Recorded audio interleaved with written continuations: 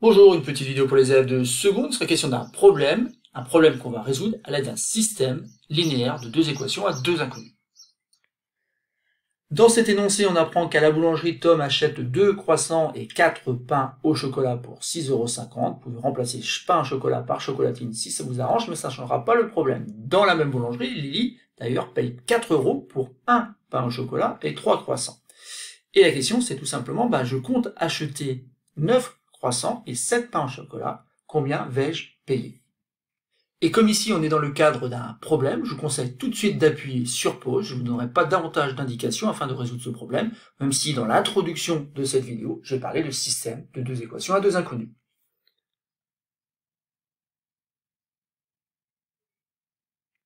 Alors, commençons la résolution de cet exercice, et pour cela, bien sûr, il va falloir bien se poser les questions.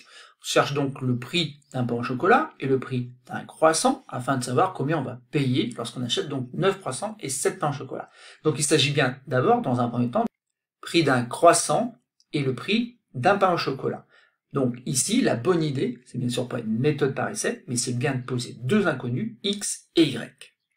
Et donc pour moi, ici par exemple, x, ça va être tout simplement le prix d'un croissant, et y, ça va correspondre donc au prix en euros d'un pain au chocolat. Maintenant qu'on a posé donc les deux inconnus, parce qu'il y a bien deux inconnus ici, il va falloir trouver donc deux équations. Et ces équations, elles sont pas difficiles à trouver, puisqu'en fait ici l'énoncé est très court. On sait notamment que Tom achète 2 croissants et 4 pains au chocolat pour 6,50 €. On peut donc écrire que x et y vérifient donc l'équation 2x, 2 fois le prix d'un croissant, plus 4y, 4 fois le prix d'un pain au chocolat, et tout ça, ça donne 6,50 €.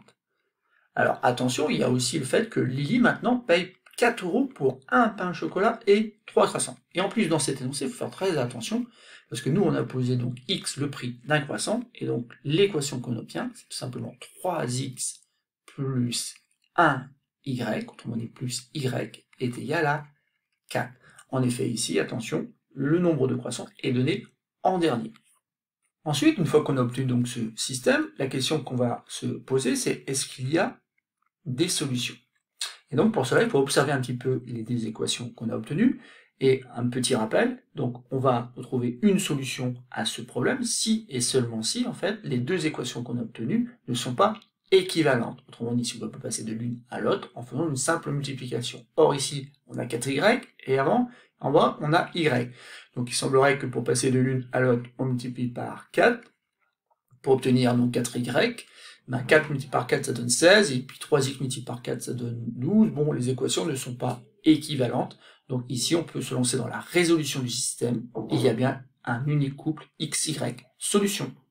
Et maintenant donc on sait qu'il existe un couple solution, il faut trouver une méthode rapide et efficace pour trouver donc ce couple solution. Et donc en observant les équations, on se rend compte ici notamment que y, en fait, on peut l'isoler facilement. Afin de remplacer y dans la première équation par son expression en fonction de x. Et donc la méthode ici que je vais choisir, c'est la méthode par substitution. Et donc cette méthode consiste à isoler une inconnue, donc ici y dans la deuxième équation, et y est égal à 4 moins 3x, puisque j'enlève 3x de chaque côté. Et dans la première équation, je vais tout simplement donc remplacer y par l'expression qu'on a obtenue. Et donc ça fait 2x plus 4 multiplié par, pas par y, mais maintenant par 4 moins 3x, je remplace y donc par cette expression, et tout ça bien sûr est égal à 6,50 ou tout simplement 6,5. L'intérêt encore une fois de faire ce travail-là, c'est tout simplement d'éliminer quelque part y dans la première équation et de le remplacer par son expression en fonction de x, et du coup on se ramène à une équation, à une inconnue, et ça, moyennant quelques calculs, on sait faire. En effet, sur cette première équation, donc, je vais développer, donc 4 multiplié par 4, ça fait 16, 4 multiplié par moins 3x, ça fait moins 12x, et tout ça, bien sûr, est égal à 6,5. On conserve la deuxième équation, et ensuite, donc, on réduit pour la première équation le membre de gauche. Ici, on a 2x moins 12x, et ça fait moins 10x. Donc, moins 10x plus 16 est égal à 6,5. Autrement dit ici, je peux faire 6,5 moins 16. Là, j'ai gagné une étape. J'ai gagné une étape qui consiste tout simplement à isoler les x à gauche. Et donc, 6,5 moins 16, ben on trouve moins 9,5.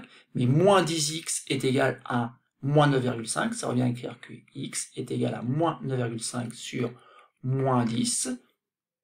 Mais moins divisé par moins va donner plus, et 9,5 divisé par 10, c'est quand même pas très compliqué, ben on va obtenir que x est égal à 0,95. Donc on a la valeur de x, et cette valeur de x, on va pouvoir donc la mettre dans la deuxième équation, autrement dit on va remplacer x par 0,95.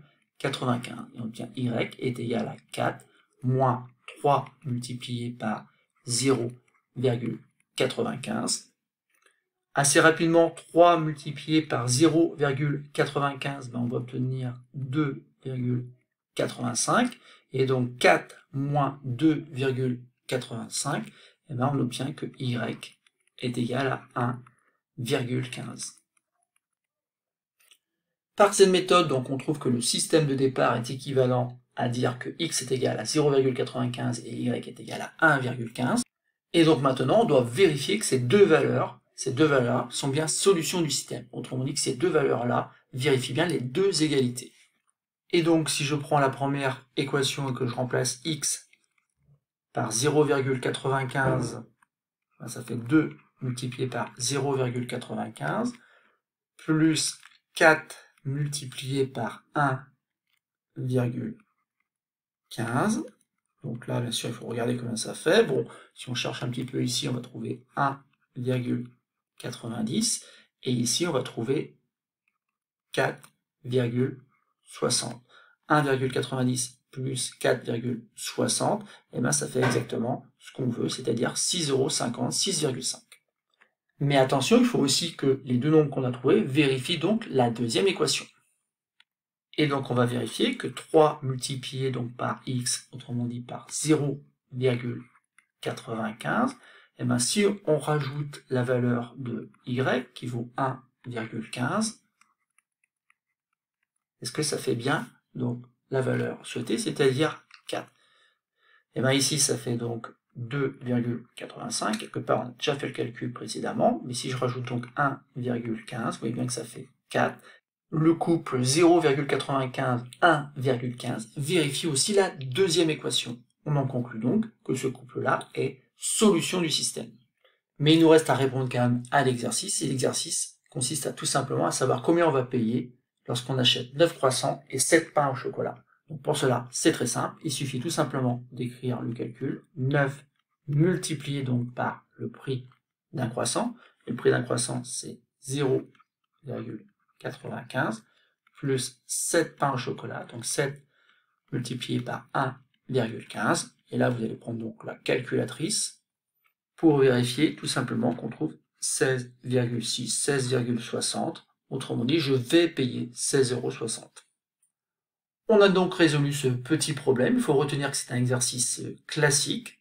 Dès lors que vous voyez apparaître donc deux nombres inconnus ici, qui peut être donc le prix d'un croissant et le prix d'un pain au chocolat, essayez de trouver donc ces deux équations, et après il faut se lancer dans la résolution d'un système de deux équations à deux inconnus. Pour cela, donc, vous avez plusieurs méthodes à votre disposition. Ici, on aurait très bien pu aussi utiliser une méthode par combinaison linéaire qui nous aurait permis d'éliminer une des deux inconnues dans une équation. Mais ici, c'était assez simple d'utiliser la méthode par substitution, car y facile à isoler d'un côté du signe égal. Donc vous pouvez écrire y facilement en fonction de x. Voilà, c'est tout pour cette vidéo.